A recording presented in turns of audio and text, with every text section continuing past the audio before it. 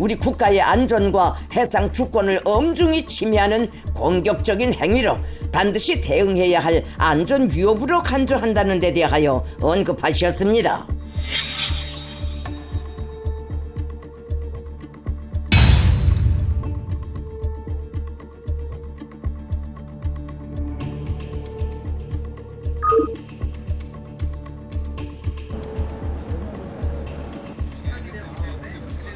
제가 나와 있는 곳, 이 미국 동부 필라델피아에 있는 한화 필리조선소입니다. 축구장 대략 한 70개 정도를 지을 수 있는 규모입니다. 세계 2차 대전 때만 해도 수십 척의 군함을 건조하던 미 해군의 핵심 조선소였습니다. 1년 전에 한화가 인수를 할 때만 해도 다들 어리둥절했었거든요. 첨단 기업도 아니고 또 미국의 제조업이 무너지면서 일감이 줄었고 또 시설도 낙후가 돼서 자본 잠식 상태에 빠진 그야말로 망해가던 곳이었습니다. 그런데 트럼프 2기 행정부가 출범하면서 큰 전환점을 맞게 됩니다. 한미 관세 협상에서 마중물 역할을 한 이 마스가 프로젝트가 반전의 계기가 된 겁니다. 트럼프 대통령의 수건 사업 가운데 하나가 바로 무너져버린 미국의 조선업을 부활시키는 겁니다. 일자리를 많이 만들어서 미국 노동자들의 지지를 끌어낼 수 있다, 이런 정치적 셈법도 작용을 했겠지만 무엇보다도 군사력 강화에 초점이 맞춰져 있습니다. 천조국으로 불리며 천문학적인 국방비를 지출하는 세계 최강의 군사대국이지만 실상은 군함 한 척도 제대로 만들기 어려울 만큼 숙련된 기술 인력도 없고 또 조선업 기반 자체가 무너져버린 상황이란 말이죠. 그런데 이 한국의 우수한 조선 기술력과 또 이 생산 능력을 이 필리조선소를 통해 활용을 해서 미국 자체 건조 능력을 부활시키겠다, 이런 야심찬 계획을 갖고 있는 겁니다. 트럼프 대통령은 그럼 왜 군사력,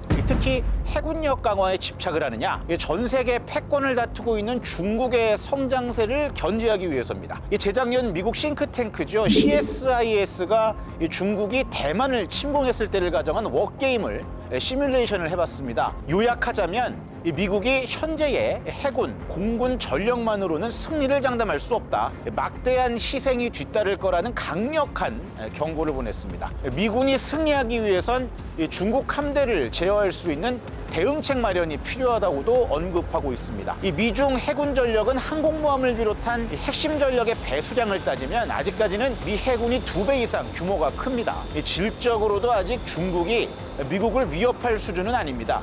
그런데 단순 함정 숫자로만 보면 중국이 미국을 앞서는 상황이거든요. 이 중국의 압도적인 생산력을 감안을 하면 앞으로 격차는 계속 늘어날 수밖에 없습니다. 미 해군 입장에선 부담스러운 상황인 거죠. 게다가 미 해군은 전 세계 곳곳에 분산되어 있기 때문에 아무리 전력이 압도적이라고 해도 유사시에 미 해군이 중국과의 분쟁 지역에 즉시 전력을 배치하는 건 제한적일 수밖에 없습니다. 여기서 또 중요한 게 이 해군 전력의 핵심이 잠수함, 특히 이 핵추진 잠수함입니다. 일반 디젤 잠수함은 배터리를 충전하기 위해서 주기적으로 물 위로 올라와야 되는 이 치명적인 단점이 있습니다. 적에게 노출될 가능성이 높고 또 고속으로 움직이는 것도 어렵습니다. 반면에 핵추진 잠수함은 이론적으로 이 연료가 고갈되기 전까지 무한 기동이 가능하기 때문에 해상 전력에서는 게임 체인저로 불립니다. 문제는 뭐냐 하면 미국 내에서 핵잠을 건조할 수 있는 곳이 몇 개 없다는 겁니다. 올해 3월에 미 의회조사국이 낸 보고서를 보면요, 2곳에 불과한 걸로 나와 있습니다.